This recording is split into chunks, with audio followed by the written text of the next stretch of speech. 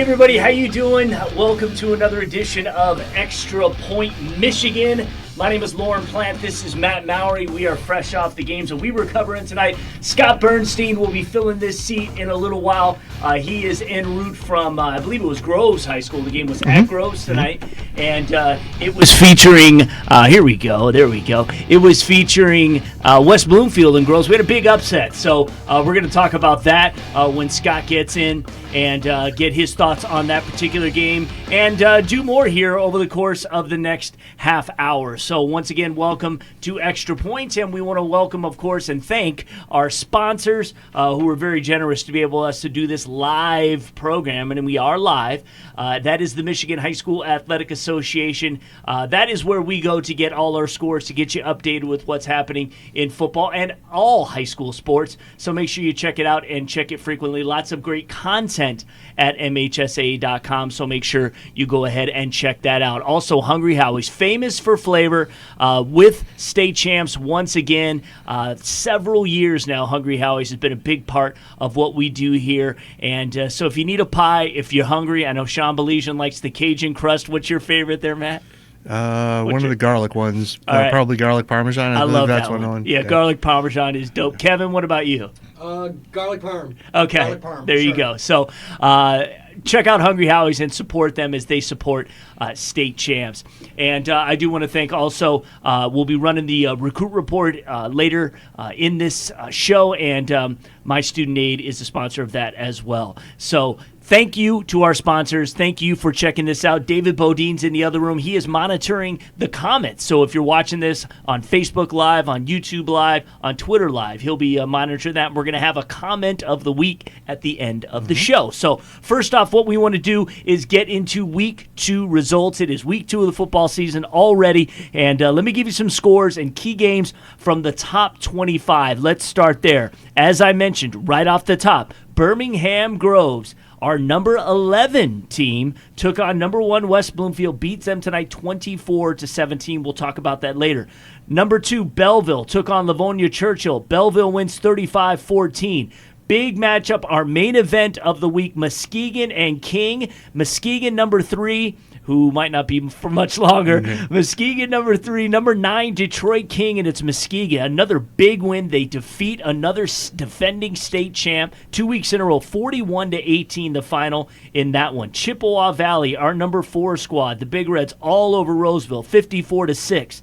Toledo Whitmer takes care of Detroit Catholic Central. We have Catholic Central ranked 5. Toledo Whitmer, probably a good team, historically a good program in Toledo, Ohio. They win 14-7. They beat the Shamrocks. Muskegon Mona Shores, our 6th squad, beats up on Bay City Central 43-6. Number 7, DeWitt loses to Portland tonight. Portland, 29-27 winners in that. So number 7, DeWitt goes down. Oak Park, our 8th squad, 53-0 over Rochester. It is Lake Orion beating Southfield A&T. So A&T defeats Clarkston, and then cannot do it on the road at Lake Orion, 37-7. That bubble bursts fast. Yes, it does. It was South Lyon, number 12, over Trenton today. A close one, 29-21. I'm going to jump to number 15, Mount Pleasant. They took on Grand Rapids, Kennewick Hills. They win 38-8 very easily. The game I was at, number 16, Livonia Franklin, pretty much took care of Dearborn. We had a lot of special teams scoring in that particular game, 42-20 the final. Number 17, Rockford over Lowell, 24-7. Number 18, Brighton over Novi, 28-20. Clarkston gets back on the winning stick. Number 19 is where we currently have them ranked. They beat Bloomfield Hills 51-7. It was Dearborn Fortson all over Wayne Memorial, 60-0 the final in that one. It was Midland, number 22 in our ranks, over Flint Carman Ainsworth, 45-0. Granville beats our number 23 team, East Lansing, tonight, 59-20. So Granville back on the map. And it was number 24 Davison over Bay City Western, 69-13. Let me run quick. Oh, go ahead. Another one to throw in there, Port Huron Northern, the number 21 team, lost to a Romeo team that we talked early in the season about how beat up they were last year. Yeah. And now that they're healthy, 37-6 Romeo wins at home against Port Huron Northern. That's a big win. That's a Northern squad that's got that's got a lot of players. Yeah, it does. So, good on Romeo. Let me give you some other key games that we had listed just to give you some other quick scores before we get Matt's thoughts on some of this. Ithaca and Millington went at it. It was Ithaca 16-0 winners. It was Zeeland West beating Grand Rapids Christian 48-27.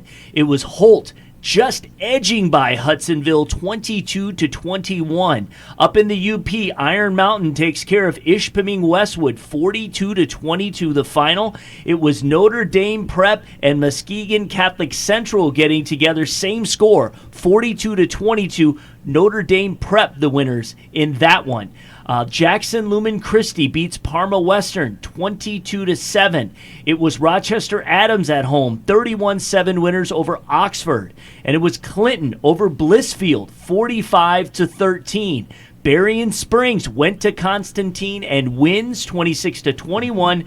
And in a battle of the downriver schools, it was Woodhaven 37-22 over Gibraltar Carlson. So, talk about the game you were at tonight and any other comments you'd like to make on these results. Well, first off, I think we're seeing some teams that last year, just looking at their records, a Granville team that played arguably the toughest schedule in the state last year, and they did not make the playoffs. Right. But that was still a good team. And we talked about that last year. Yeah, we did talk about that last year. Similarly, Romeo obviously a little beat up, but that was not a bad team. It was just a beat-up team last year. And we're seeing some of those teams that probably got a little overlooked in the preseason this year because you just looked at the records last year and thought, so we're kind of seeing some readjustments in where we're going to have to rank some people because Lake Orion's going to have to be in the rankings because they've got wins over Lapeer and Southfield A&T, both of whom were ranked. That's right. Granville's going to have to be in the rankings. Romeo's going to have to be in the rankings. So we're going to see these rankings continue to evolve for the next couple of weeks. And I know just looking at seeing some of the Millington kids in the offseason, I think they kind of wanted a little credit for how early they had ended Ithaca's season in the postseason last year. Because that was the first time Ithaca had gone out that early in eons. Yeah. And Ithaca probably remembered that very, very well, and they got a little payback. Grand Rapids Christian team, I know Coach Don Fellows told us in the offseason he thought this was as good as the title year, and they're 0-2 now after two really tough losses to really good teams. So that's another team that probably is better than its record at this point. And then we talked about Lake Orion beating Lapeer the first week of the season at Lapeer. Lapeer turns around and Schlauber knocks Midland Dow 43-6 today. So we're going to see some constant evolution. I was at Warren Michigan Collegiate, played Flint Beecher today, and obviously Beecher has got an exceptional athlete, an exceptional wide receiver out on the perimeter in Ernest Sanders. They just couldn't get him the ball. They only got him a couple of touches in the offensive game. They even tried to run Wildcat a little bit. But 8 turnovers in the game will really do that to you. And Michigan Collegiate just kind of put the clamps on defensively, ended up being 30-6. If that Michigan Collegiate defense plays that way throughout the playoffs, that's a team that's got a shot to go somewhere. Now, it was not a game that had a whole lot of passing game completions. I believe there were 3 total in the game between the two squads, but that's a very good Michigan Collegiate run game and a very good defense. And if they play that way, and I still think that Flint Beecher team, if they get some things ironed out, they've got the Sanders brothers, Jacoby at quarterback, throwing to his older brother Ernest, who's going to Kentucky. He's a legit threat. I mean, if you could tell every time he did get his hands on the ball, the Michigan Collegiate people they were trying to swarm him as much as they possibly could, but they just could not get enough touches for him. Interestingly enough, Courtney Hawkins, the old Michigan State wide receiver, is the coach and AD at Flint Beecher, and still looks like he could suit up. He was definitely not happy after the game. He knew they had some things to work on, but that's a team that still is dangerous up in that Flint area. Absolutely. I was at Livonia Franklin and Dearborn tonight. We have Franklin ranked in the top 20. And again, Franklin was a team that looked very good today. Dearborn came out, really had a hard time moving the ball. They, Franklin had played well. The real story, though, was Franklin has a 90-yard interception return for a touchdown. They also had a blocked punt that went for a touchdown. And then on the other side, it was Dearborn, who after falling down by, I think they were falling up by almost, I think it was 4 scores. It was at least 3. They run one back about 80 yards for a touchdown themselves. But Franklin was good. It was well played. A disciplined team. I think Coach Kelbert's got those guys, ready to go. He said afterwards, we got a lot of work to do. Sure. But, you beat a good team this week, and you beat a good team that beat Canton last week. So they were talking about, just the fact that, they feel that they're in a good division that's as competitive as any. Well, yeah, and that is a tough division. And Coach Calbert talked in the offseason at the KLA Media Days about starting fast and being not just to the game, but also to the season, because they kind of got behind the 8 ball last year. And then they had a couple of winnable games. If you remember, they had Fortson on the ropes last year in the fourth quarter and had a couple of big screen passes that Fortson hit to really break that game open. And it was kind of Franklin's last gasp chance to get back in that race last year. And they had it, right at the end. And so it was kind of starting fast and closing out games were the key words for Franklin this year. And a 2-0 start is obviously where they want to be.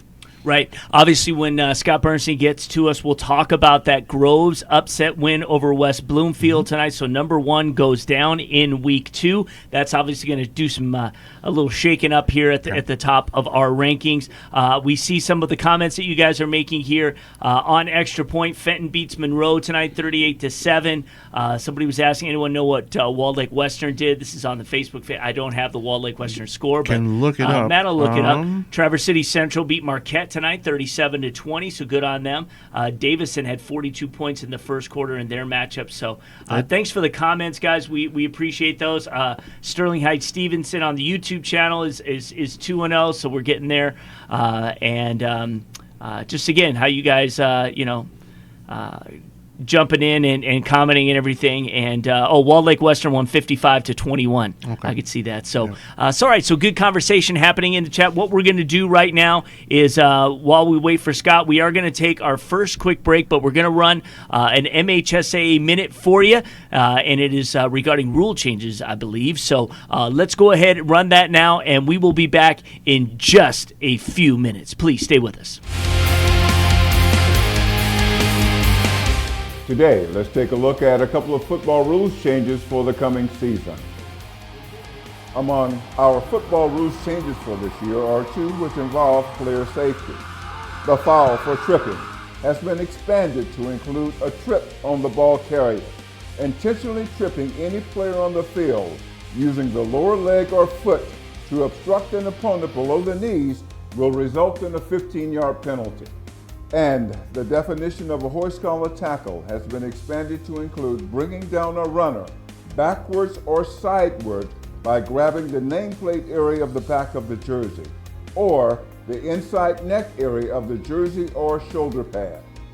The penalty for a horse collar tackle is 15 yards. To learn more about football rules and football rules changes, please visit the MHSAA website. You do know you want a contest to spend the whole day with me, right? Mm-hmm. And you just want to sit here and eat this delicious pizza? We could do other things. A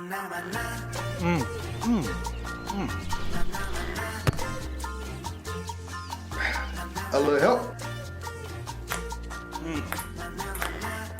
That was the best day ever! Some people will do anything for flavor. Now get a meal deal to fit any budget at the home of flavored crust. Hungry? Howie! I chose Lawrence Tech for the architecture program and volleyball team. Architecture is a great fit for me because I love math and design. Now I combine them with technology to create beautiful structures. At Lawrence Tech, I didn't have to wait until my 3rd year to start designing. Our hands-on education begins right from day 1. And I'm really excited about LTU's Design Center in Detroit. Lawrence Tech, where Blue Devils dare.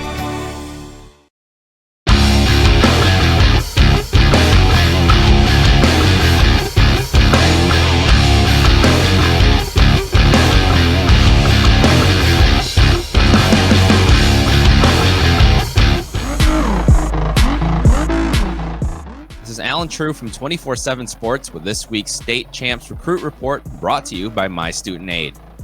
With it being past September 1st now, colleges can contact juniors at a more frequent rate. That's produced an offer for one of the state of Michigan's top class of 2021 prospects.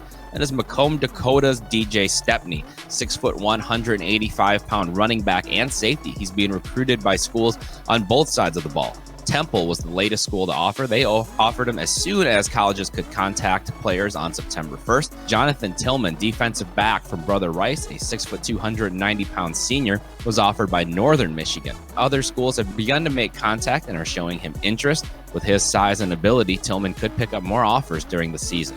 For this week's Recruit Report, I'm Alan True.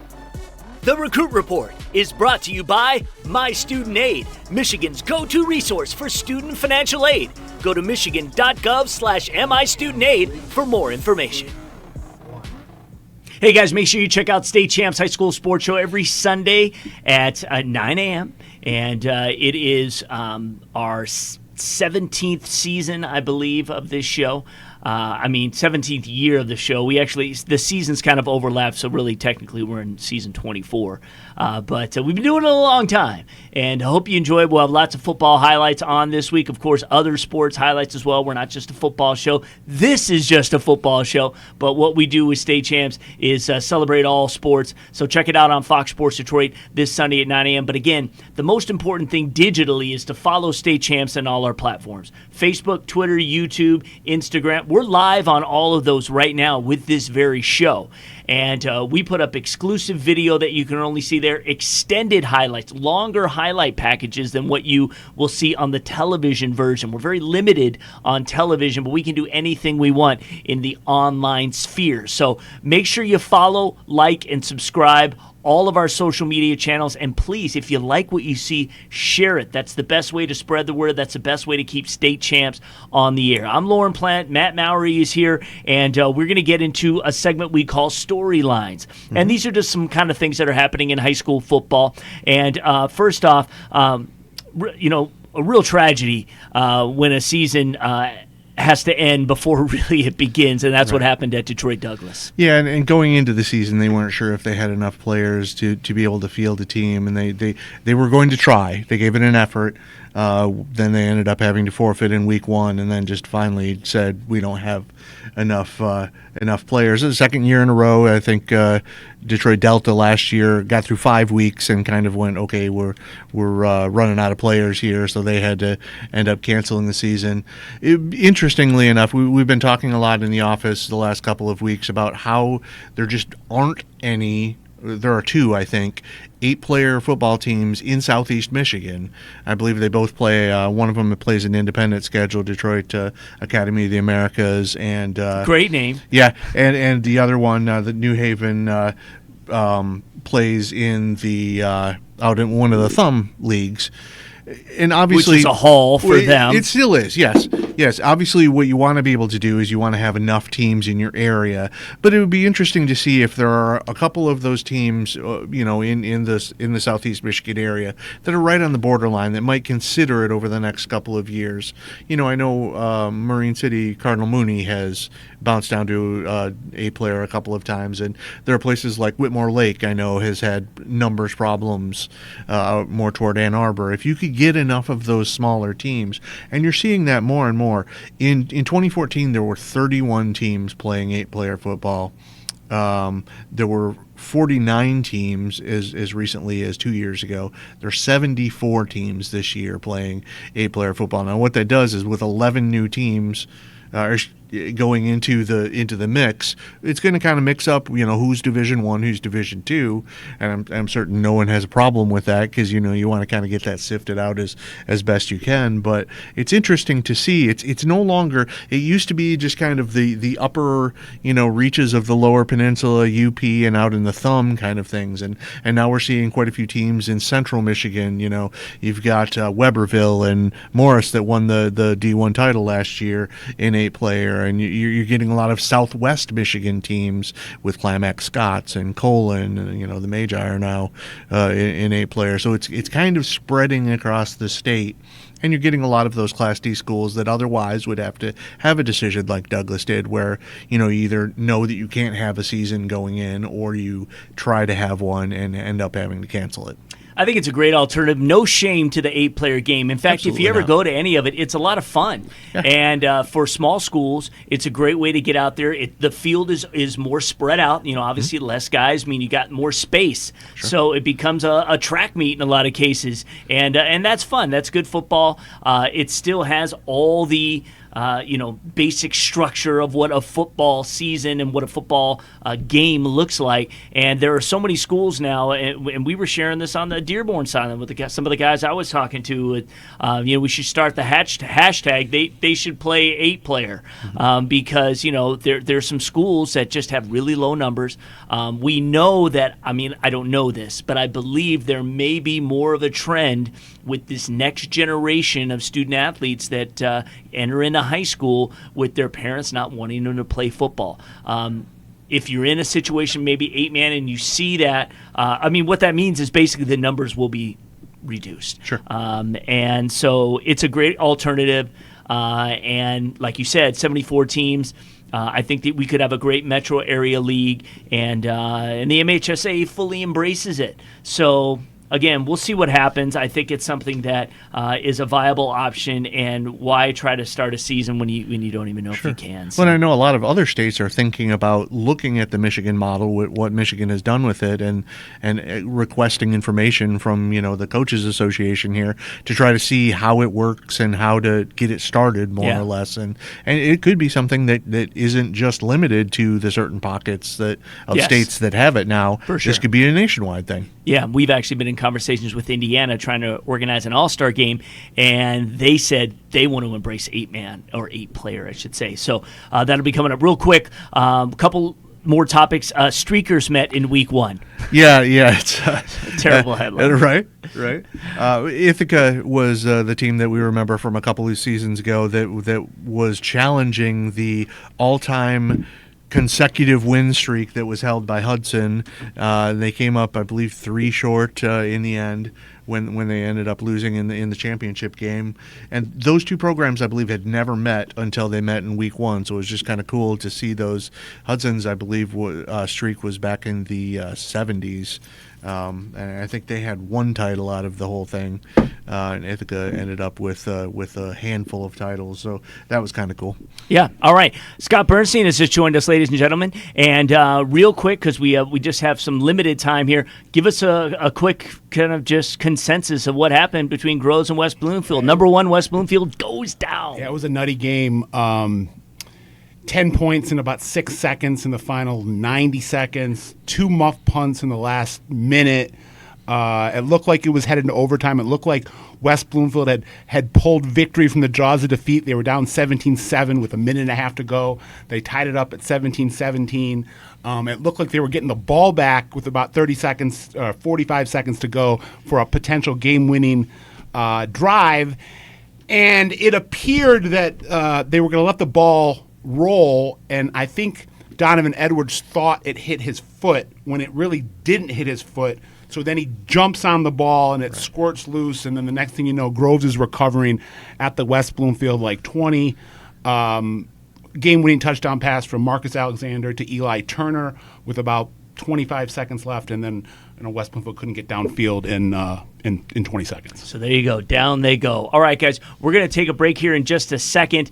We've got a very special guest that is going to be joining us today, and so we'll be talking some Lansing area football. So that's coming up in just a second. I do want to let you know from the MHSAA Health and Safety page, have you heard the news? Studies of high school football players from 50 to 60 years ago did not, I repeat, not show an increased risk of neurological disorders compared to their non-playing classmates. And the game now is a lot safer than it was then. High school sports, including football, has never been safer, and sports participation is a good part of a young person's overall education. Learn more at the Health and Safety page of the MHSAA website. This is a message from the Michigan High School Athletic Association promoting the value and values of educational athletics. We'll be right back.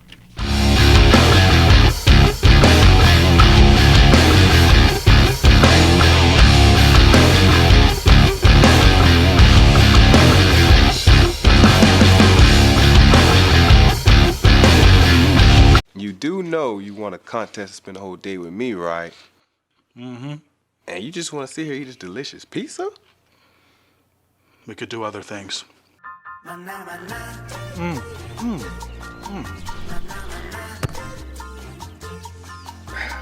little help?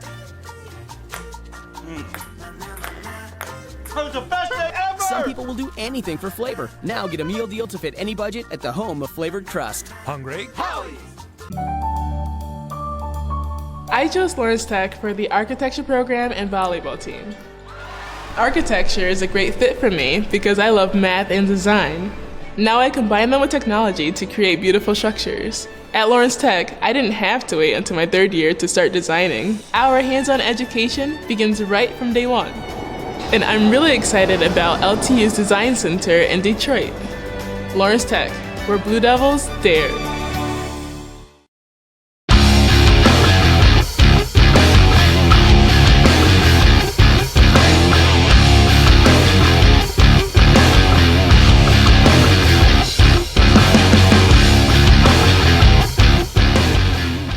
Hey guys, welcome back. Final minutes of Extra Point live here in week 2 of the football season. And right now we want to welcome our special guest who is calling in from the Lansing State Journal tonight. We want to welcome Brian Calloway, who was covering DeWitt and Portland tonight. We want to make sure we try and represent the entire state. So, Brian, thank you so much for joining us for a few minutes.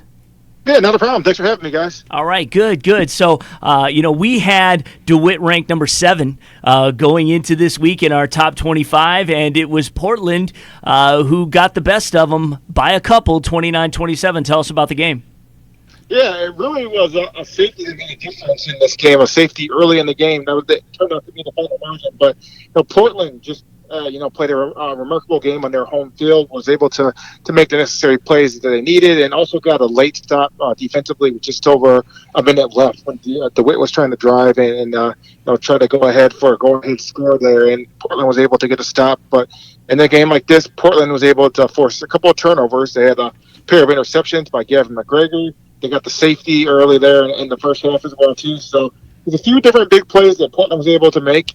It really helped them, give them the edge. And they also returned a touchdown, returned a kickoff for a touchdown as well, too, in the third quarter after a DeWitt touchdown that cut the deficit to 3 as well, too. So that was another huge moment in the game for Portland as well.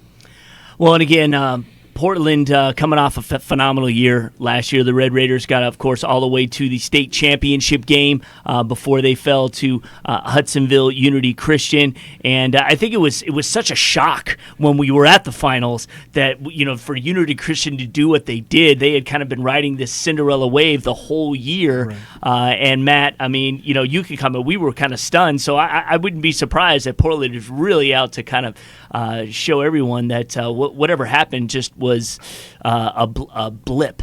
Well, yeah, and Brian, you and I were standing on the sidelines next to each other quite a bit in that game, and to see that running game that had been so good for Portland all year long get stifled that way, how much do you think that the way that last year ended has been a motivator for Portland in the way they've started this year?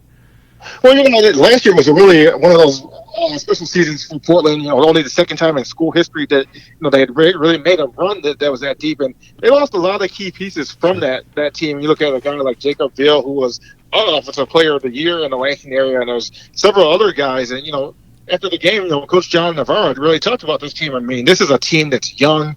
It still has a lot of growing to do, but what they've done the first 2 weeks of the season here, you look at last week, they got a 35-0 win over Ovidelsi. Mm-hmm. And then to knock off a DeWitt program that had a pretty good season last year as well, too, getting into the state semifinals and losing to Detroit King there in Division III. I mean, it's quite the impressive start for John Navarro and his program. And he's done a really good job with this Portland program and kind of building it up and guiding them to the success that they have. And I think this is there's a group of younger players that are kind of hungry to make their own marks in the program as well, too, and continue on the success that, was established last year with that deep run that they made. Sure. We're talking with Brian Calloway from the Lansing State Journal. He was covering the DeWitt and Portland game tonight. And, one other thing, speaking of the Lansing area, since another team that I'm always keeping an eye on, of course, that is Lansing Catholic. Yeah. And Lansing Catholic Central is one of those teams that we've seen, do do great over the last. The Tony Poljan era. Yes, exactly. We love that. He was a Mr. Football candidate. They lost to Portland in the playoffs last year in the districts. What are your thoughts on maybe Lansing Catholic and maybe also some other Lansing area teams that we need to keep our eyes on this year? Yeah, Lansing Catholic is an intriguing team, and under Coach Jim Ahern over the last decade, I mean, they've really done well. I mean, had a nice streak of playoff appearances, and they've had a lot of quarterbacks that have put up big numbers. You talk about Tony Poljan. You look at Cooper Rush before him. Who was NFL, started at Central Michigan in the NFL, backing up at quarterback for the Dallas Cowboys as well, too. And that's right. For Portland, I mean, Portland and Lansing Catholic are always the top two teams in the CAAC White Division as well, too, and the teams constantly going head-to-head against each other as well, too. So, I mean, those two teams definitely, they're always right there in Division 5, and they always seem to run into each other in the playoffs. Obviously, Palama Westphalia, Steve Power, and they've been able to do. I mean, they're an impressive team, and obviously a team that got off to a great start, knocking off Reading in the opening week.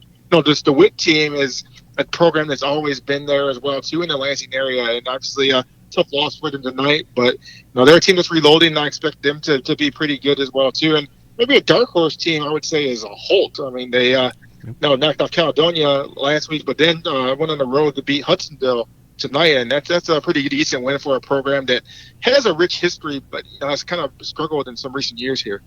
Cool. Hey, Brian, we thank you so much for giving us a couple of minutes here tonight, talk about Lansing football, and we'll talk to you in a few weeks. How about that? We'll get caught up.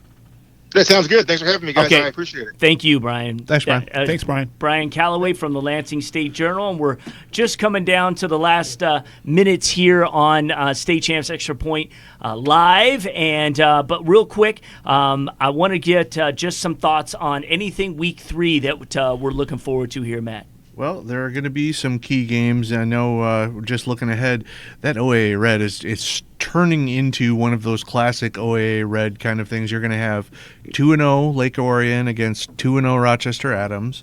You're going to have West Bloomfield and Southfield A&T hooking up in two teams that are all of a sudden looking to bounce back from losses we didn't necessarily think they might have. And in that game, you have West Bloomfield's former backup quarterback and Anthony Romph returning to the Swamp to play his former JV quarterback, C.J. Harris. Well, technically, he played there the other day when he played against Clarkston. Oh, right. That's true, yeah. But it's interesting to think that 2017 West Bloomfield team that went to the finals and lost that strange 3-2 game to Clarkston, they had three Division I quarterbacks in that quarterback room between C.J. Harris, Bryce Veasley, who's now at Bowling Green, and Anthony Romph, who was the backup.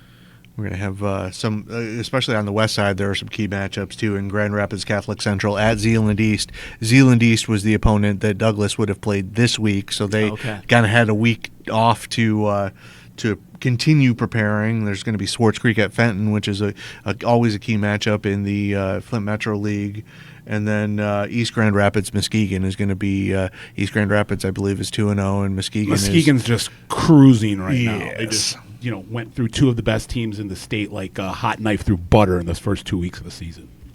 All right, guys, so that's a little preview for what's going to happen in Week 3. I do want to tell you that we have a comment of the week, and so what we do is kind of scrub what took place tonight and some of the conversation we had. Caleb Schaefer said, "My boys from Breckenridge blow by Muskegon Heights Academy 49-0. We aren't the team we were last year, but I've got high hopes." Yeah, that Breckenridge team had to reload after going all the way to the finals in D8 last year, but and it was such a good story because that had been a program that had been so dormant for so long. Basement dweller. Mm-hmm. Yep. So that's one. Lars Bolson says, "Go Muskegon Big Reds for another great victory and knocking a overrated team off 2 weeks in a row." Well, that's hey, King's scoreboard talks right now. Yeah. So go ahead. I was going to say, King, you won a state championship 3 of the last 4 years. You're never overrated. Right. Exactly. De La Salle won a state championship the last 2 years in a row, defending Division II state champions, last 2 straight Catholic League titles. It's all right. I don't care what your roster says. You're not overrated. Muskegon now wanted to get past King after losing in the state finals. So you know who might be overrated? A&T. Yes. Again. Well, that's what we said before we got here. That bubble burst real fast with them. And looking down the road, that Mona Shores Muskegon train. Looks like those two are heading right at each other again. And also on Facebook, Caleb Schaefer said that DeWitt game was a nail-biter for sure. It was. Scott Wardell said Lake Orion looking good this year so far, and they are the biggest surprise to begin the year. Are they, boys? The Manzo brothers and Blaze Lauer at quarterback is one of those small, shifty. He can beat you with his arms, but he definitely can beat you with his feet. Just very elusive, and has been a quarterback there going on his third year, leading that offense, looking really good. Yeah.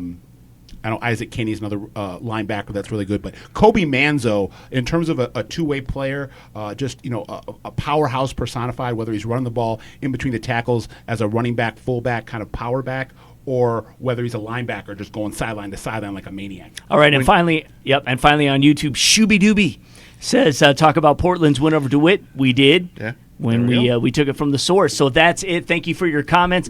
Make sure you tune in every week here on Michigan Extra Point Live. We want to talk about high school football with you. The comments is the way to do that.